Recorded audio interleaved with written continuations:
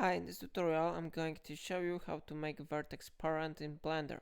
Okay, so first we need to create two objects in Blender. Here we have simple cube. I select it and I change position this object somewhere here. Then I will add another one object, so I click on add. Then I go to mesh and for example I will select here another cube.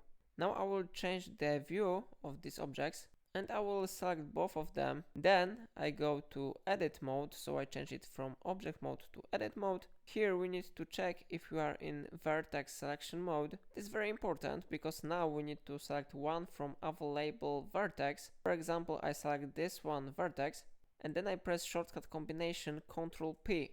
So this vertex will be set as parent. So now if you will press G and change position of this vertex, you can see that another object changed position too.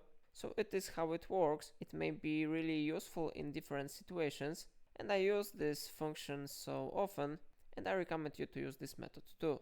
If I helped you to get the same effect, remember to like this tutorial and subscribe my channel, and that's all. Thank you for watching.